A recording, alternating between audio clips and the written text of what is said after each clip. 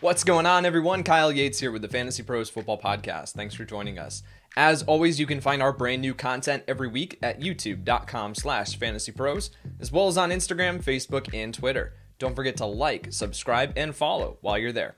Let's get right to it, because today I'm back with 5 players that have absolutely made the most of their opportunity in the 2021 NFL preseason. Number 5, Tony Jones Jr., running back, New Orleans Saints.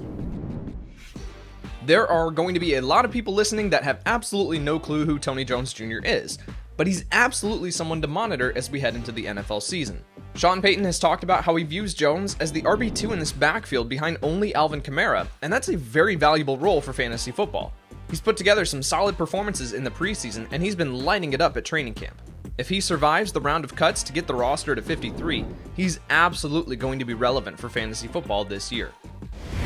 Number 4, Marquez Callaway, wide receiver, New Orleans Saints.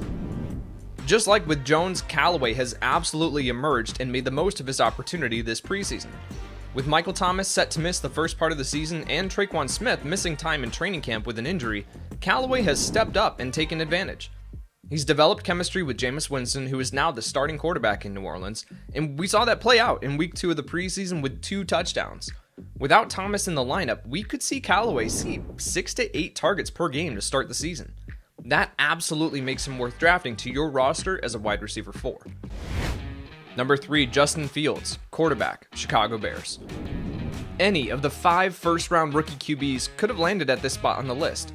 Mac Jones has impressed, Trevor Lawrence looks to be everything he's hyped up to be, Zach Wilson's shown off his arm talent, and Trey Lance has made some wow plays. However, Fields gets the nod here in this video because of the fantasy implications. We know that Lawrence and Wilson are going to start right away for their respective teams, and Lance is most likely going to be starting by week 3 or 4, if not week 1. And while Jones could end up starting sooner than later for the Patriots, he doesn't carry the same upside for fantasy football as Fields does. Fields has played so well this offseason that it's dramatically moving up the timeline that the Bears were hoping to be able to sit Fields and let him learn behind Andy Dalton. Based on everything we've seen this preseason from the 2 quarterbacks, Fields has to start much sooner than originally planned. And if he does end up starting by week 5 or so, he's absolutely worth stashing on your bench in 1 QB formats because he does have top 10 upside at the position from the moment he steps foot onto the field. How 11 other teams passed on Fields in the NFL draft absolutely blows my mind. Number 2, Terrell Marshall Jr., wide receiver, Carolina Panthers. You can't have a preseason studs video and leave Marshall off the list.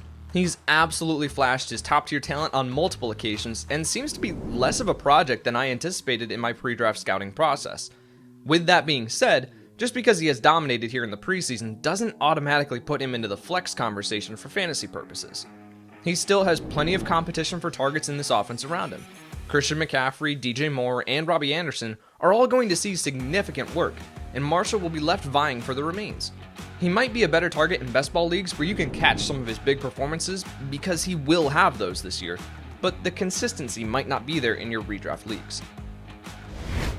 Number 1, Ramondre Stevenson, running back, New England Patriots. Yeah, you knew who was going to be number 1 on this list.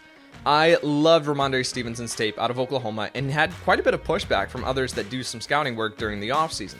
However, once he landed in New England in the NFL draft, I actually became less interested from a fantasy football perspective. While I believed in the talent, it was hard to see how he even had a path to become fantasy relevant with Damian Harris, Sony Michel, James White, and JJ Taylor all above him on the depth chart. He played his way onto this roster. In fact, he played so well that the Patriots felt comfortable sending away Sony Michel for whatever they could get, and Stevenson has essentially guaranteed himself a role on this team for 2021. With that being said, we need to temper our expectations. Harris has the lead back role locked up, and White and Taylor are going to be the pass-catching complements out of the backfield. Stevenson might be brought on for a handful of carries here or there in short yardage situations, but that's not going to be enough for standalone fantasy relevance. He certainly has upside if Harris were to miss time, but that's not worth drafting at a premium price. Stevenson was fantastic this preseason, and that will lead casual fantasy managers to draft him way above where he deserves to go, so don't get carried away. We just need to be patient with him, and his time will come eventually. Thank you so much for checking out the Fantasy Pros YouTube channel.